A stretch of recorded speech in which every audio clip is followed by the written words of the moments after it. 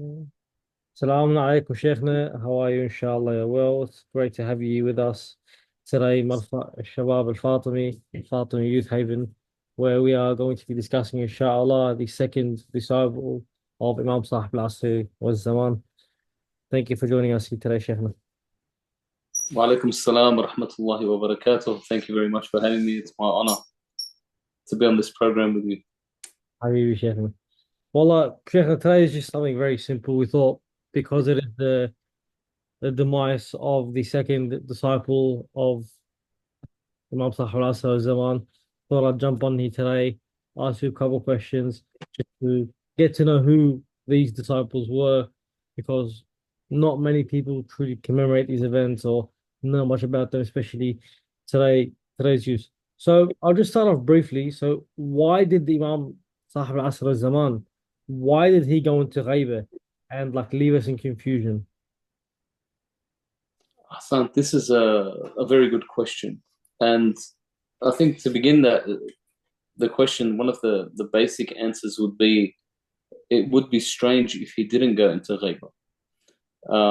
The reason I say this is because this is the sunnah of all of the awliya, the anbiya and the a'imma. They all had a period of ghaiba. And this is something that's looked at closely in the book of Sheikh al-Saduq, Kamal al-Din wa Tamam al-Na'ma. He focuses a lot, and in fact, the whole purpose of the book is to talk about the ghaiba of the anbiya. Rasulullah, for example, 40 years he was ghaib. Before the Ba'ath, he was ghaib. He was bainhum, he was around them, he was surrounded by them, but ultimately he was ghaib. And so they saw him, they dealt with him, they didn't know who he was. فصاحب العصر والزمان عجل الله تعالى فرجه الشريف also has a ghaiba, like every other prophet. Nabi Yusuf alayhi salam, Nabi Isa alayhi salam, Isa ibn Maryam, he's born and then historically he disappears and then he appears again. This is even according to the whatever historic evidence we have from the Bible, but even outside of the Bible, the childhood of Nabi Isa ibn Maryam alayhi salam is non-existent. Nabi Musa alayhi salam, the ghaiba of Nabi Musa. And every as you think about it, you think, oh my God, this is true. Every single prophet had a ghaiba. Nabi Allah Yusuf had a ghaiba, multiple ghaibas. Ahsan, ahsant. And every Nabi you think of, you'll see that he most definitely had a ghaiba, even Nabi Ismail alayhi salam, all of them. And so this is the sunnah of the anbiya, the sunnah of the awliya is the ghaiba. Did Ahl Bayt alayhi salam, like other Imam Sahib al Zaman, have any of the other Ma'sumin had a ghaiba? Most definitely. So if we look at the Ma'sumin, if you look at Imam Ali alayhi salam, for example, he was amongst the people for the first 24 years after the demise of the Prophet. He was like a ghaib bainahum. No one took his word. He didn't even have a position in the government. He would come and give them counsel and assistance, but he had no official governorship or anything like that until he became the Khalif. Is that correct? So during that period, he has no presence. The first Khalif, second Khalif, the other Khulafa, and you look at all of the narrations, they speak about the companions of the Holy Prophet. Where's Ali ibn Abi Talib? Where is Abu Abdullah al-Hussein salawatullahi alayhi during the period after Imam al-Hassan? He's in the Medina. He's even unknown until Yazid ibn Muawiyah la'natullahi alayhi sends the letter to the governor saying, I want bay'ah, I want bay'ah, I want bay'ah. So in this sense, he is amongst the people. But the people, they heard of him, but they know nothing of him. And even when you say the companions of Imam al-Hussein alayhi salam, the vast majority were the companions of Amir al-Mu'mineen salawatullah. The vast majority. So are there multiple types of So if you look at, sorry. of course, when we look at the ghaiba, Hajj Rida Habib, inshallah, Hajj, the ghaiba that we look at the Imam, what's the ghaiba? Ghaiba doesn't mean he's invisible, as in he's gone transparent. No, the ghaiba, he's amongst us. وَيَحْضَرُ الْمَوْسِمِ. He's there amongst us. Perhaps we even meet with him, we see him, but we don't know who he is. Just like every single Imam, if you have a look at all of the Imams, Imam Rida alayhi salam, for example, he's a native of the Medina. They took him away and they put him in Khurasan. No one knows him in Khurasan. He's there bainhum ولكنه غائب until he becomes the heir apparent that he's the Sultan. The Imam of Al-Askariyin في السامراء. And the rest of them, Nabi Musa, عفوا, Imam al-Kadhim alayhi salam, Musa ibn Ja'far, he had a ghaiba in the sujoon. No one knew anything of him. Do you remember even when the day that he's martyred, they're standing outside of the prison and they're waiting, when is the Imam going to come? This, in essence, is a ghaiba. Now, do you think during that time that the Shia were not in Hira? 100%. They were in their greatest Hira. Their Hira was so bad that imagine by the time it was the Battle of Jamal, they didn't know which side to side on, even though Rasulullah had made it very clear. They were unsure. Where do we? Isn't that true? The Muslims were in confusion. Even Hurub al-Ridda. Why was there even a Ridda, for example? Why did the people turn away from Islam? Because the Imam was ghaib. They did not have access to the Imam. Anyone that spoke to Imam Ali alayhi salam or gave support to Imam Ali, question mark was on him. Immediately. You're having too much time. Yes, this is the truth. And that's why I'm saying it would be strange if he didn't have a ghaiba. And to start, when you look at it from that point, you say, yeah, this makes complete sense. It's not, well, oh, this is an anomaly that we have to explain. That's not an anomaly. It's not something that just, right? Yes. Inshallah, that makes sense. But of the reasons that we have the ghaiba, of them is the safety of the Imam, definitely. And you know, the Zalimeen, they can't sleep at night until they kill the good people. If there's a good person or anyone that may challenge their authority because they come and they speak the word of truth, then Allah subhanahu wa ta'ala protects his awliya in this way. Rasulullah was protected through his ghaiba. And all of the other Imams in that same way, that them being absent from the people, this in essence gave them a type of protection that when he appears, he would most definitely be attacked. And you have a look even in life, Rida, when we see people that appear in history that want to reform, muslihin, even non-imams, non-anbiya, I'm just talking people in society, like, let's say, in the United States, the civil rights movement. Okay, Malcolm X, for example. He appeared and he said he wanted to make things better. They killed him.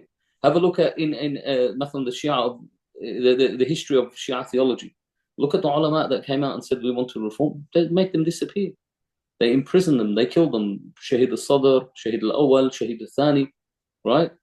And many of the other ulama that you see around the world, this is what happens for Allah subhanahu wa ta'ala. Number one, the safety of the Imam. Number two, all of the Imams and all of the Anbiya were forced to live in a time of Zalimeen. Specifically the 12 Imams, that during their time, they were forced into a bay'ah of a zalim. Now, whether this bay'ah was, obviously a bay'ah, if the condition of a bay'ah is that you have to give it willingly. You can't have a bay'ah by force. Just like you can't have a aqd, kiran. You can't get married by force. I can't force a woman to say, it's like one day there's a story, the Sheikh was teaching the students to do the aqd and nikah. So he said, for example, and he said his daughter's name. All right? He says, زوجتك فلانة. على المهر المعلوم كذا. One of the students goes, قبلت التزويج. Do you get what I mean? He was saying it as an example. When he said قبلت, يعني the student married the daughter.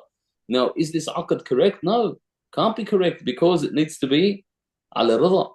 There's a condition of the condition of it. So I can't trick someone into saying the aqd and then say قبلت, say you're now my wife.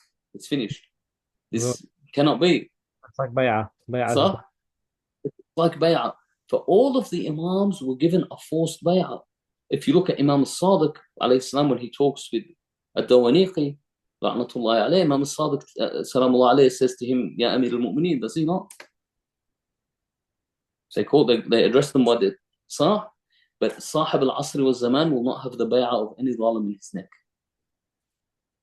Impossible. He comes out, he everything. So Allah has given him that status for Sahib al-Asr. Yani, of the other reasons, no. Okay, finish it. Now, Habibi, of the other reasons is, obviously this is a test upon the Shia, الذين يؤمنون بالغيب ويقيمون الصلاة ومما رزقناهم ينفقون. يؤمنون بالغيب. Yani, ultimately, our faith is al-iman bil-ghayb. Al-Ghaib is what happens after death. Al-Ghaib is Yawm al-Qiyamah. Al-Ghaib is Malaikatullah and Ala'ullah and Ayatullah. A lot of them are Ghaib. نعم. وصاحب العصر والزمان is of that Ghaib. فهي ديننا الإيمان بالغيب. Our whole religion is al-iman bil-ghayb.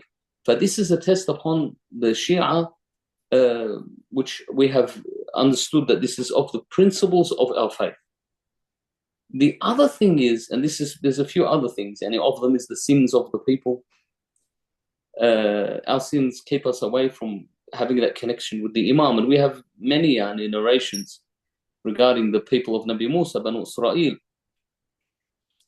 when they did dua and Allah subhanahu wa ta'ala hastened the coming of Nabi Musa alayhi salam by 100 years or 200 years or whatever the amount is in the traditions, which Allah subhanahu wa ta'ala hastened Nabi Musa to come and save them.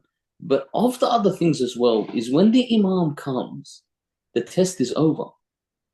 Because when the Imam comes, there's going to be no taqiyya. There's going to be no bay'ah in the neck of the Imam.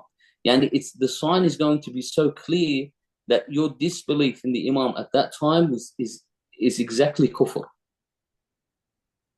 So it's like when Allah subhanahu wa ta'ala gives you a miracle. This is why, people that ask for miracles, Allah doesn't give them a miracle. Why? If you read at the end of Surah Al-Ma'idah, when they ask Nabi Isa, the Hawariyin, they ask Nabi Isa alayhi salam, when he tells them, Man ansari ila Allah, and they tell him, let Allah send us a ma'idah min as-sama', send us some food, basically not just food, basically a whole sufra, a table of food, so it can be a sign for us.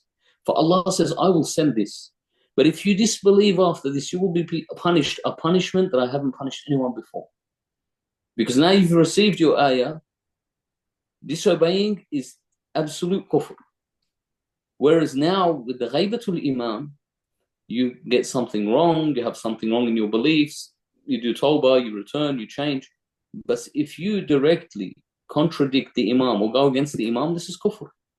So Allah subhanahu wa ta'ala, out of His mercy, will bring the imam at the time that is suitable and give us that chance to fix ourselves before the imam is before us. May Allah hasten his reappearance. Ajjallah ta'ala. Ya Allah. Ya Allah. I'll ask you something else. I'll ask you another question. Since the Imam wanted to ghaiba, obviously he put 4 disciples. Why did he put those 4 disciples? And who were they? And how did he choose them? So, Sahab al-Asr, Ajallah Faraj al-Sharif, again, this is something that was a sunnah of all of the Imams. The Imams had wukala, and the Imams had sufara. So the Imam salamullahi alayhim would elect people, because obviously not everyone can go and see the Imam at the same time. Not everyone had access to the Imam. For whatever reason, there might have been, you live far away, or just like, for example, now, if we want access to the Imam or we want access to our maraja, it's not something that you can get easily. So this is why they have wukala. They have people who are their representatives.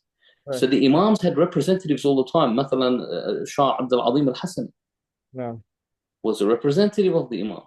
He was a representative, I think, of Imam Musa ibn Ja'far, and he was a representative of Imam al-Sadiq alayhi salam.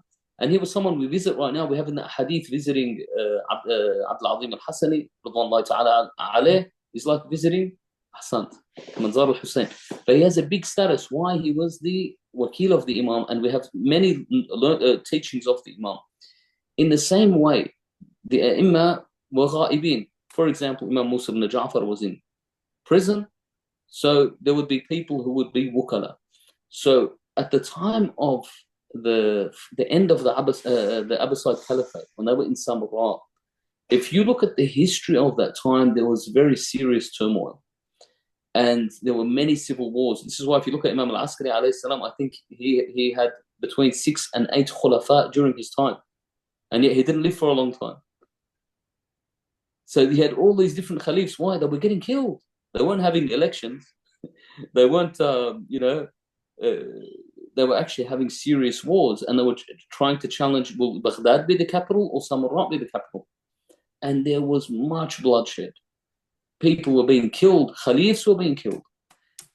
Until So during that period, Imam al-Askari alayhi salam and Imam al-Hadi were in Samurra. So imagine with all this war that's happening, Shia being looked at as the enemy. How could you get contact with the Imam? Cool. Part of it was there to get people used to knowing there will be a ghaiba is one. But really, this was the common theme. And even when particularly when you look at the first wakil or the first safir of Imam al-Hujjah Ajal al-Farj al-Sharif is Uthman ibn Sa'id. Uthman ibn Sa'id al-Amri. He was the wakil of Imam al-Askari alayhi salam for a long time.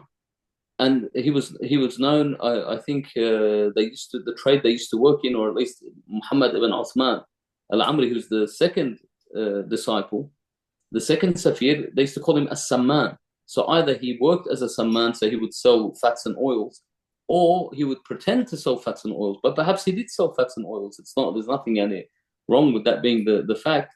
For him to have access into Samarat to be able to talk to the Imam. Because if anyone was found out, if you have narrations where Imam al-Askari would tell people, even if you see me on the street, do not say salam. Because the second you are identified as someone who is a Shi'i, you immediately become discredited. You lose all your credibility, and you use, as even like now the Salafis, they call us, for example, Ahlul Bid'ah, for example. And if you look in the world we live in today, subhanAllah, I was looking at there was an article in the paper recently because I think Russia hit like a Ukrainian hospital. And the article was like, this is terrifying and terrible and I don't know what. Whereas they destroyed every hospital in Gaza. They hit like 10 hospitals in Lebanon, is the Israelis, but they didn't say for a second. They just said, oh, this is a target for Hezbollah, or this is a target for Hamas. So the second they call them Hezbollah or Hamas, or they call them terrorists, they completely discredit them. And anyone that associates with them is discredited. Do you get what I mean? So the authority at the time, this is how they looked at the Shia. So they said, this man is a Shia. He said salam to al-Askari, finished. He's question mark straight away. Why appointed appointed ambassadors, appointed. So how else are you going to get the information out, and how can people make this sort of contact? So Uthman ibn Sa'id was actually the wakil of and the safir of Imam al-Askari. This is the first, yeah. And Muhammad ibn Uthman, who wasn't the oldest son, Abu Ja'far, Muhammad ibn Uthman, who is the second Safir, and it's around these days the end of Jumad al-Akhirah, or Jumad al-Ula, sorry, where we commemorate the passing of Muhammad ibn Uthman. Al-Amri, no? Continue. Yeah, Habibi, Afwan. So that it's during that time we commemorate and we mourn the passing of Safir al-Thani. He wasn't the oldest son of the first Safir. But Imam al-Askari alayhi salam, he said, both of these are my sufara, they are my wukala. And whatever I say, whatever they say I said is of me, or whatever they have written is from me. And so they had this status. And then when the Imam, salamullahi alayhi, was martyred, Imam al-Askari, Sahab al-Asr wa Zaman sent letters with them. So they had these letters to say that they were still that. But don't forget, the Imam has already given them this authority. He has made them his sufara. Would you like me to continue, or yeah, afwan. The issue is when the Imam salamullahi alayhi has given them this status, we have to look at the whole point. When an Imam gives somebody a status, it's something that's really important. Why? If you think about it, Rida, if you want to go for a job, depending on who gives you a good reference, that makes your whole status different.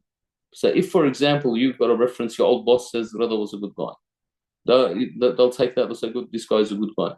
But if your reference, for example, was the mayor of Sydney, this is a big status, big difference, right?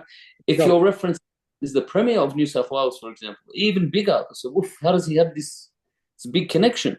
So when the Imam says, this man is my thiqah, and this is what the Imam says about the first two sufara, these are my trust, my thiqah.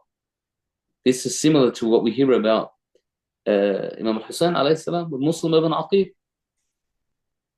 He says, هذا ثقتي من أهل بيتي. Yeah. صح? And Muslim, yani when the Imam says that, that means this man will do no wrong. This man, as a thiqa, will do no wrong. And he has been given this status that he will never turn away from this status. If you notice, there's a narration where Rasulullah sallallahu alayhi wa alihi, after the battle of Uhud, for the shuhada of Uhud, Rasulullah sallallahu alayhi wa alihi, he says, I bear witness that these people were loyal people and they're in paradise. I bear witness. So it's one of the ashab, it was Abu Bakr. He said, Ya Rasulullah, what about us? Like these people, you've bore witness that they're going to heaven. Rasulullah says, I bear witness for them, they're shuhada. They're going to paradise, but I can't bear witness for you because I do not know ماذا تحدثون من بعدي. What are you going to do after me? I don't know. Right? In other words, he's alluding to careful. For the Imam wouldn't give safara to someone that he has doubt about.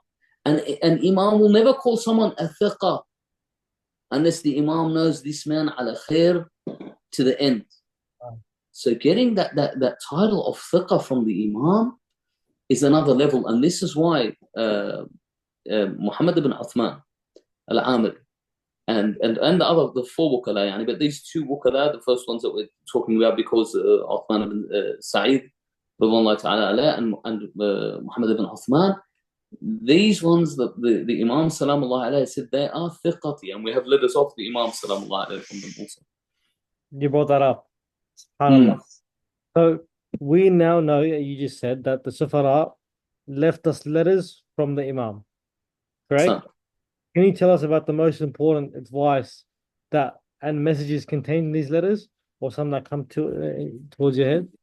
inshallah. Look, there's a lot of things that the Imams said about them, and there's a lot of things that the Imam said in the letters. Of them, for example, Imam al-Askari alayhi salam, he says about Uthman ibn Sa'id wa ibnahu thiqatan فما أديا إليك عني فعني يؤديان. He says that Uthman ibn Sa'id and Muhammad ibn Uthman, they are both my thiqa, they are my trust. Whatever they tell you is of me, then this is of me. وما قال لك فعني يقولان فأسمع لهما وأطعهما فإنهما الثقتان المأمونان. This is a massive reference from Imam al-Askari alayhi salam. And don't forget, so Imam al-Askari alayhi salam was alive at the time. He actually said this about them. Whereas with Sahab al-Asr, Ajallah ta'ala farajuhu sharif, we have a letter from him. And this is the interesting thing. The letters that we have from Sahab al-Asr, in the narrations, we believe that the handwriting of Amir al-Mu'mineen is exactly the same font and script of the handwriting of all of the Imams, the Sahab al-Asr wal-Zaman. So we have writings of the hand of Imam al-Askari alayhi salam, and they match exactly the writings of the Imam Sahab al-Asr wal-Zaman from his letters to Sheikh al-Mufid, from his letters to Muhammad ibn Sa'id, from his letters to Uthman ibn Sa'id, and his letters to Muhammad ibn Uthman, and his letters to Hussein ibn Ruh. So all of the Sufara, they have these same letters, they have the same font. Imam al-Hujjah Ajla Faraj al-Sharif, he says, وَأَمَّا مُحَمَّد بن عثمان العمري رضي الله عنه وعن أبيه من قبل فإنه ثقتي وكتابه كتابي. That as for Muhammad ibn Uthman, may Allah be pleased with him, that he is my trust, and whatever he writes is my writing. So the Imam gives him this important status and this important responsibility, particularly Muhammad ibn Uthman radwanllahi ta'ala alayh. He was the wakil of the Imam for 40 years. 40 years. 40 years. This is the longest of any of the other of the Sufara. So he would be the connect back and forth. So they would ask him all the questions they need to know, and he would give them the answers. Unfortunately, we only have, I think, one book left of him. The other books, what happened to them in history, because you're talking about 900 AD, yani, not the history time, the Gregorian calendar, 900 AD, which is, 1100 years ago. So it was during that period. We only have one, I think, book, but we have many letters. An actual book, I think it's only one book. He talks. I think it's a book about what's halal to the things that are halal to drink, because there was a lot of questions during that time about certain things. What can we drink? What can we eat? And other questions like this. But Muhammad ibn Uthman radwanallahu ta'ala alayh, of the other things that we get from him, and these are in themselves, they're proofs of the Imam. The Imam was in contact with him. It was only after Muhammad ibn Uthman radwanallahu ta'ala alayh, after he had passed away, someone asked a relative of his that did he have any writing of dua or anything that he got from the Imam that he used to read. SubhanAllah, this is another hallmark of the Shia, because we've always been at the receiving end of the authorities that were in command. Many of our heritage, or much of our heritage and our legacy, has been lost. So many books have been lost. Like you look at, for example, Nahjul Balagha. I think Nahjul Balagha is one part of a collection that was much greater than this. Yeah, I think the collection was like 27 books. We've got 3 books left. Yes. So a lot of these things, they've been lost in history. And my numbers aren't 100% correct, but it's something like that. It's only a small part of what there actually was. So a lot of the Turath of the Shia was destroyed, and a lot of it wasn't, because it wasn't taken or it wasn't accepted by the authorities that be, because obviously they didn't want to have anything to strengthen this creed that they saw as a threat to them.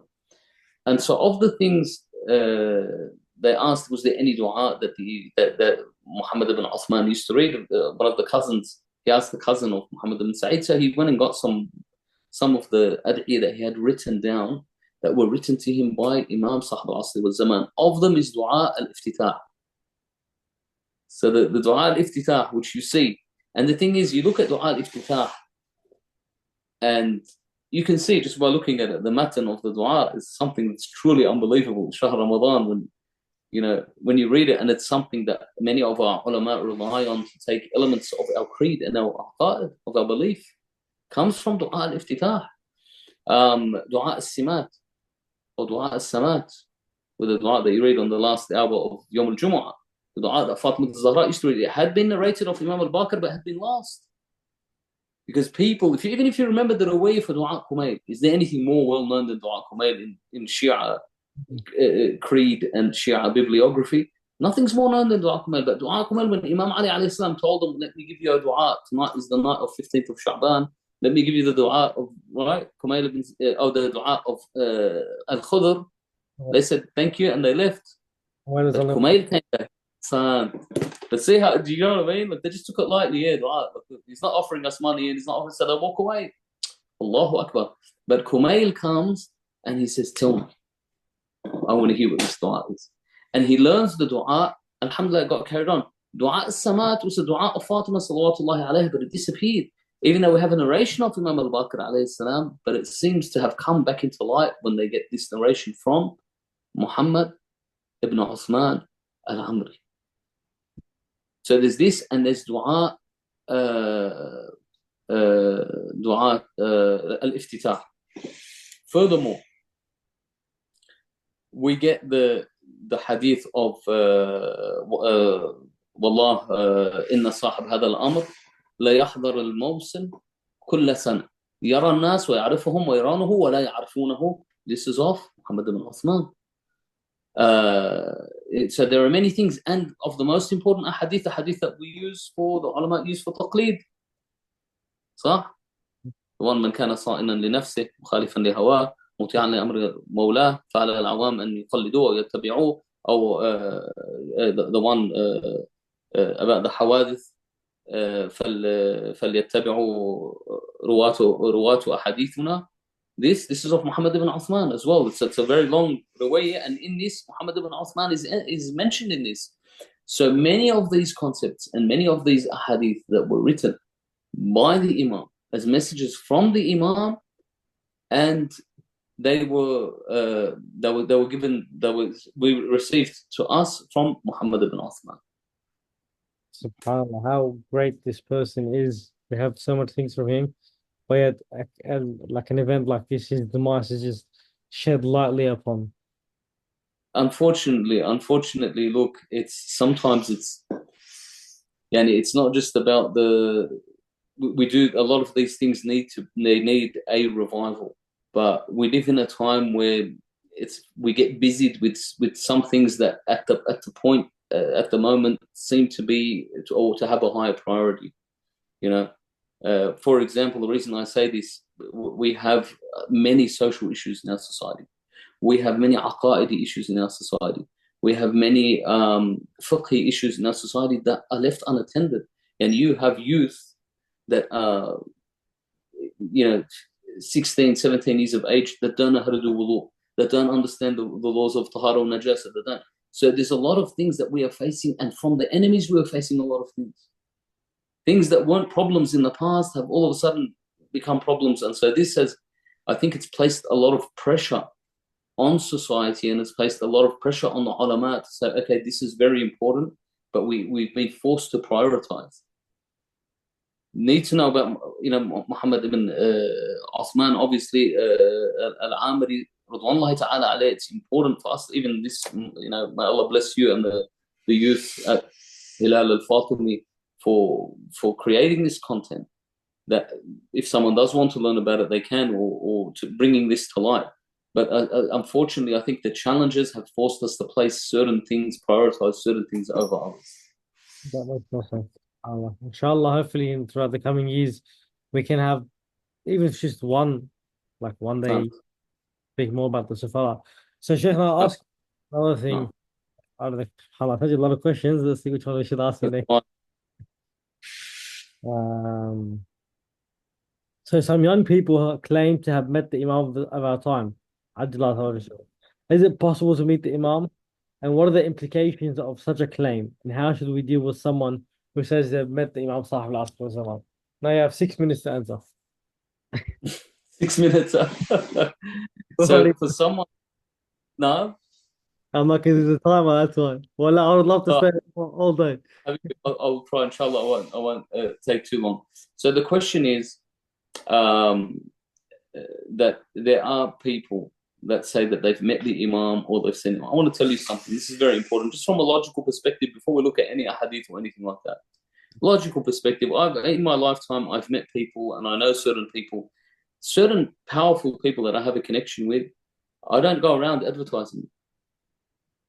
Do you understand what I mean? You don't go around and advertise it. For example, probably, from many years ago, there are certain friends that I've had. I'll tell you a story of a person that had a connection with Sayyid Hassan Nasrullah, rahmatullah alayh. Okay. Now, someone found out. They just said to him, "Look, you must know, Sayyid Hassan. Can you send him this letter?"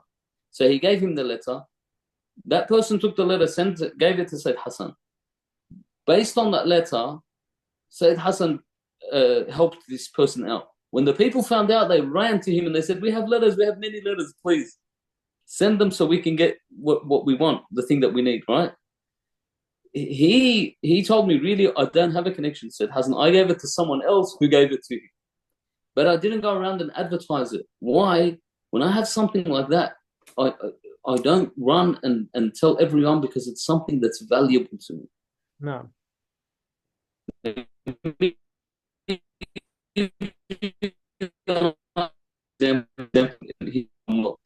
I can call the Prime Minister of Australia and he'll listen to what I have to say. Do you think I'll go around and tell you, "Rida, guess what?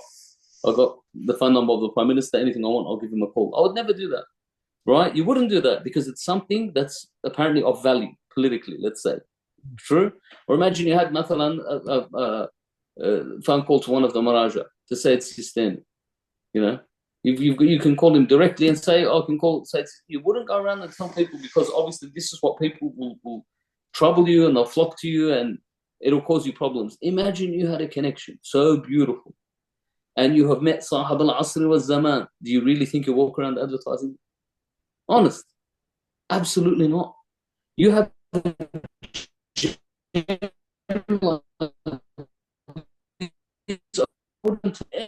anybody at home for a 5 kilogram block of gold Would you tell people?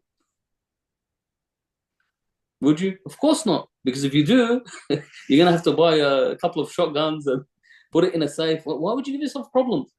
You have a connection. If you get to meet Sahib al-Asr wal-Zaman, and you've reached that level where you can meet Sahib al-Asr, Allahu Akbar. And this is something that you would treasure. You wouldn't even tell your closest person. You wouldn't even tell your wife. Because this is a treasure that's so big, I don't know who I can utter this secret to. Sahih? So when someone comes and tells you, Wallah, I meet Sahib, I meet Imam al-Zaman. I'll tell you a funny story. We were in the Hajj, and this man said, I've been meeting with Imam al-Hujjah in Masjid al-Haram every day at Dhuhr. Honest. So he said, who wants to come with me to meet the Imam? And he came up to my brother, Sheikh Muhammad. He said to him, Sheikh, you want to come with me to meet the Imam? The Imam goes, Sheikh Muhammad goes, what time? He goes to him at Dhuhr. So he come at Maghrib. Do you know what I mean? Like, this is it. Huh? Sheikh Muhammad jumped on it. He's like, yeah, let's go meet It yeah, because this is in a way it's like istihza. Yani, this is the first thing to look at it that way. Number two, now I'm not saying there aren't people that meet the Imam. Definitely there are people that meet the Imam, without a doubt. The people that have contact with the Imam, definitely. And the people that do, the ones that tell you and when they say it, they're 100% real. They're rare. This is someone that means you have to befriend someone who's probably of the awliya. Yani if one of the ulama'na al-idham, al-marajih says that he met the Imam, I would believe him. But when I see my friend who just spent all night playing FIFA online, okay, and he's stuffing himself with the takis and I don't know what, and he slept at 2 a.m., he didn't make it up for Fajr, and he wakes up and tells me, you know what, bro? I saw Imam Sahib al-Asr in my dream, for example. Or, wallah, I met with Imam Zaman. I said, Habib, yeah, yeah, Galbi. Doesn't work that This way. is, huh? Doesn't work This is that why way. we have a hadith. Of course, this is why we have a hadith that says that if someone says that they saw the Imam fakadibu before the time of the Dhuhr, call him a liar. Because when we give credence to people that talk like this is when you start getting stories. Someone says, oh, you know what?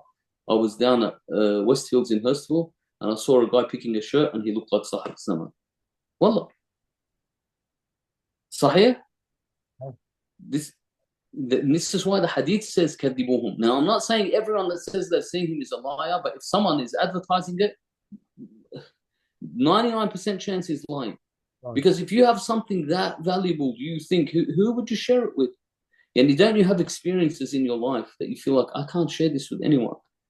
Experiences when you go to ziyarah, when you go to, right? Or you have that you just have a moment. You have a moment with Abu Fadl al-Abbas, or you can't, who are you going to share it with? It's something that's so valuable, you don't even know where to begin. And this is a moment, you didn't even say anything, but you just had this moment for you to come and say, who are you talking about? Sahib al-Asr. No.